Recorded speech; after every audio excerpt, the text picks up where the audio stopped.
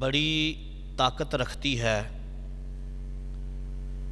بندہ جب دل سے خالق کائنات کو پکارتا ہے تو اللہ رب العزت قبولیت کے سارے دروازے کھول دیتے ہیں۔ شاعر مشرق ڈاکٹر اقبال کہتے ہیں، دل سے جو بات نکلتی ہے اثر رکھتی ہے، پر نہیں طاقت پرواز مگر رکھتی ہے۔ جب بندہ دل سے خالق کائنات کو پکارتا ہے تو اللہ بھی آواز دیتا ہے، بندے میں دور نہیں تیرے قریب ہوں۔ قرآن مجید سنیے، خالق کائنات فرماتے ہیں، نحن اقرب الیہ من حبل الورید، میں بندے تیری شارگ سے بھی زیادہ تیرے قریب ہوں۔ قرآن مجید میں ارشاد فرمایا، اذا سالک عبادی انی فانی قریب، میرے محبوب، میرے بندے جب آپ سے میرے بارے میں سوال کریں تو کہنا انی فانی قریب، کہنا اللہ کے بندو رب تمہارے بڑے قریب ہے۔ اجیب دعوت الداعی، وہ تمہاری دعاؤں کو قبول کرتا ہے، اجابت کا صحرا دیتا ہے۔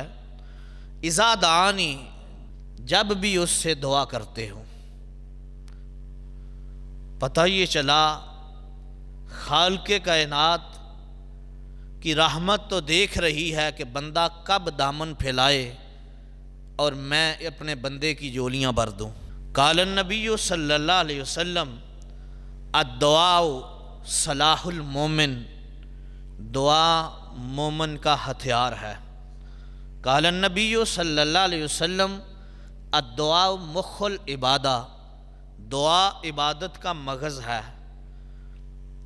قال النبی صلی اللہ علیہ وسلم، الدعاء نور السماوات والارض، دعا آسمان و زمین کا نور ہے۔ تو دعا کو کبھی بھی بندے کو نظر انداز نہیں کرنا چاہیے۔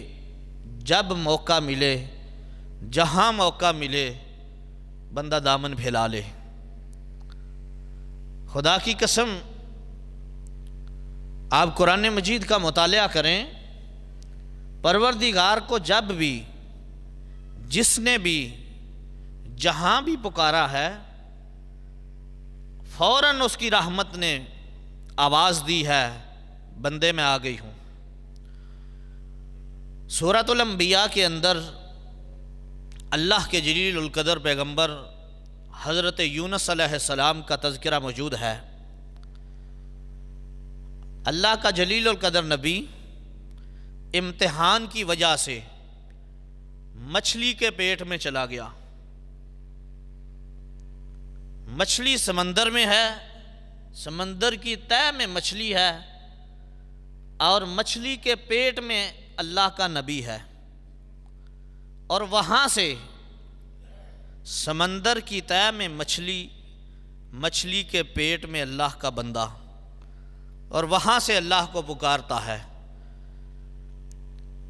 اللہ رب العزت نے اس بات کا تذکرہ قرآن مجید کے اندر فرمایا، فَاسْتَجَبْنَا لَهُ وَنَجَّيْنَاهُ مِنَ الْغَمِّ۔ اللہ فرماتا ہے، میں نے اپنے بندے کی پکار کو سنا، قبول کیا، وَنَجَّيْنَاهُ مِنَ الْغَمِّ، اور میں نے غم سے نجات عطا فرمائی۔ وَكَذَلِكَ نُنْجِي الْمُؤْمِنِينَ، میں پکارنے والوں کو ایسے ہی نجات عطا فرماتا ہوں۔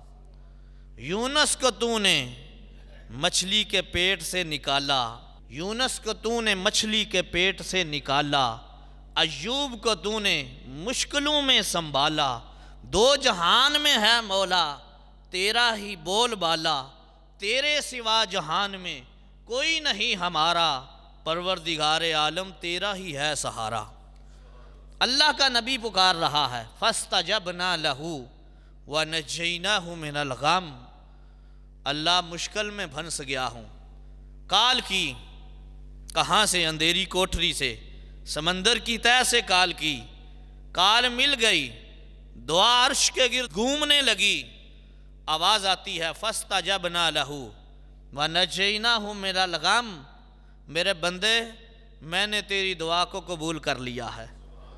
وَنَجَّيْنَاهُ مِنَ الْغَمِّ، میں نے تجھے غم سے نجات دے دی ہے۔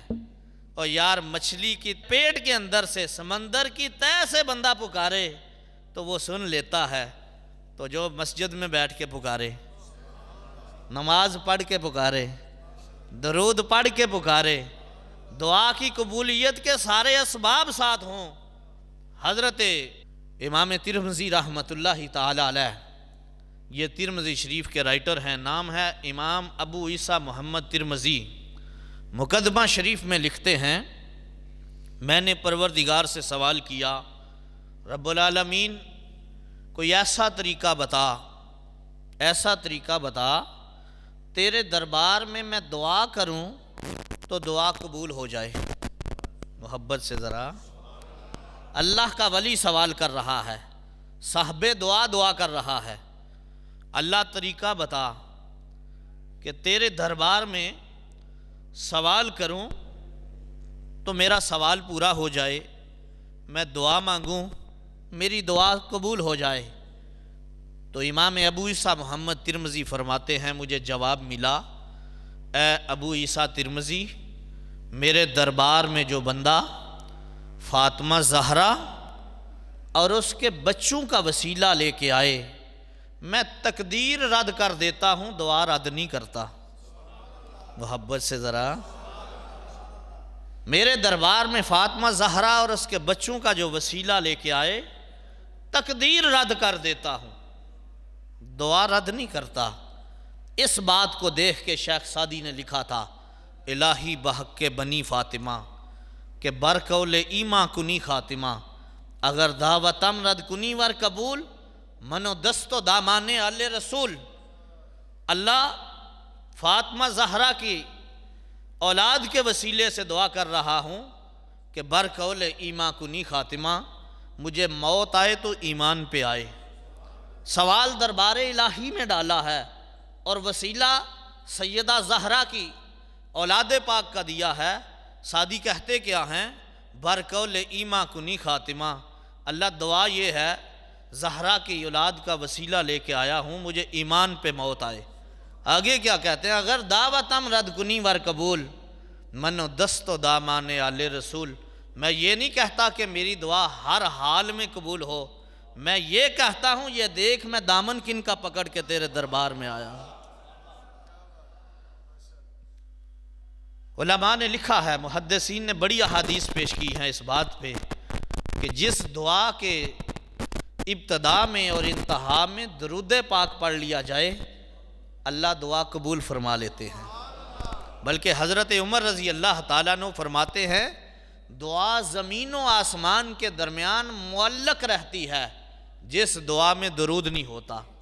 درود بھی اس دعا کے لیے ایک وسیلہ ہے، جب بھی مانگو تو انہی کے وسیلے سے مانگو، اس وسیلے سے کرم اور دوبالا ہوگا۔ تو میں عرض کر رہا تھا، اللہ رب العزت پیغام دیتا ہے کہ میں دعاؤں کا سننے والا ہوں، مجھ سے دعائیں مانگو۔ دنیا دار سے جب بندہ بار بار مانگتا ہے تو وہ ناراض ہو جاتا ہے، لیکن اللہ سے جب بندہ بار بار نہیں نہ مانگتا تو اللہ ناراض ہو جاتا ہے، کیونکہ وہ شہنشاہ اعظم ہے، وہ خالق حقیقی ہے، وہ مالک الملک ہے، اسے اپنے بندے پہ پیار اتنا آتا ہے، وہ راضی ہوتا ہے، بندے پہ اللہ فخر فرماتا ہے جب بندہ اللہ کے دربار میں دامن پھیلاتا ہے۔ فرشتوں دیکھو، میرے بندے نے مجھے ہی پکارا ہے نا، میں ہی اس کا سہارا ہوں نا، میں ہی وسیلہ ہوں۔ تو صاحبان مکرم، میں عرض کر رہا تھا، پھر یہ نہیں وہ دیکھتا کہ میرے دربار میں آنے والا جو ہے یہ کتنا گناہ گار ہے، بلکہ جب گناہ گار آتا ہے تو اللہ اور راضی ہوتا ہے۔ آخر میرے دربار میں آیا ہے نا،